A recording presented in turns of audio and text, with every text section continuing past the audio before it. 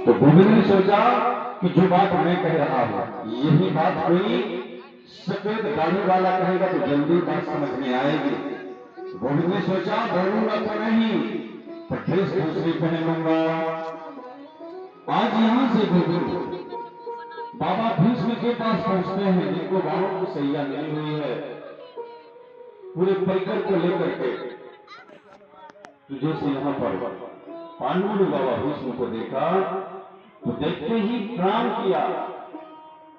तो बाबा भीष्म ने कहा अर्जुन से, क्यों रे तेरा सारथी नहीं आया क्या?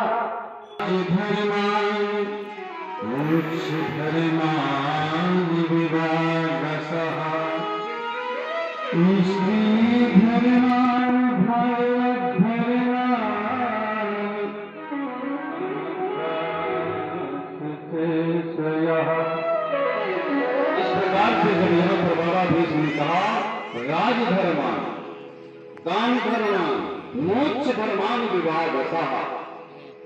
उसी सभा में द्रौपदी हंस रही थी। बाबा भीष्म ने कहा देवी मैं इतना बड़ा व्याख्यान कर रहा हूं तू हंस रही है, क्या बात है? क्योंकि बाबा भीष्म के सामने हंसना कोई साधारण बात नहीं थी। बोले देवी तुम्हें तो बताना पड़ेगा। बोले नहीं बाबा ऐसे मुझे हंसी आई। बोले नहीं। बोले आखिर तुम हंस क्यों नहीं हो, क्या बात है? बोले नहीं बाबा मुझे। बोले नहीं साथ की एक मर्यादा है कि कुलवती नारी से रो पड़े। बोल देवी मैंने अपने जीवन में कभी पाप होते नहीं देखा। अर्जुन के क्या सामर्थ्य है जो मुझे अर्जुन मार दे? मुझे 120 जन्मों का ज्ञान है। आज मैंने जीवन में एक बार पाप होते देखा। आज मुझे बाणों की सैया मिली। यहां बाबा भीष्म ने कहा देवी उस समय मैंने दुशासन का दूषित अनाज खाया था, इसी से मेरी बुद्धि विकृत हो गई थी। कहने का मतलब धान और कुधान से हर व्यक्ति को बचना चाहिए। जो धान कुधान खाएगा भच्छा भच्छ खाएगा उसकी बुद्धि भ्रष्ट हो जाएगी। इस प्रकार से आज बाबा भीष्म ने पांडवों का मार्ग प्रशस्त किया।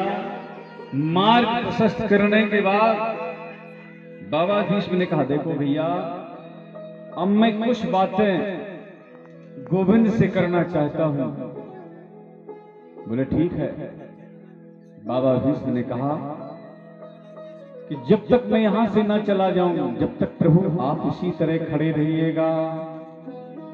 गोविंद ने कहा ये भगवान कौन से संबत में इनका जन्म हुआ, कौन से संबत में जाएंगे? हमारी अच्छी ड्यूटी लगाया इन्हें।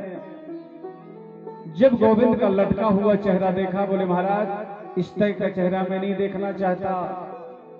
मैं तो आपका उसी तरह का चेहरा देखना चाहता हूं कि जब महाभारत युद्ध हो रहा था तो गोविंद ने कहा था कि भैया हम अस्त्र शस्त्र ग्रहण नहीं करेंगे, तुम्हारा रथ चला देंगे।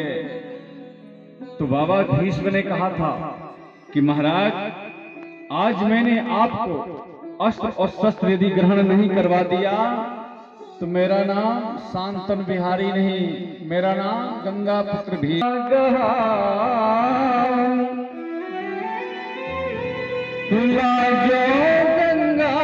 जननी को शांतन, तो मेरा नाम शांतन बिहारी नहीं, मेरा नाम गंगा पुत्र भीष्म नहीं। जब यहां से दोनों ओर से बौछार होने लगी बाणों की तो बाबा भीष्म ने 2-4 बाण अर्जुन के ऊपर चलाए।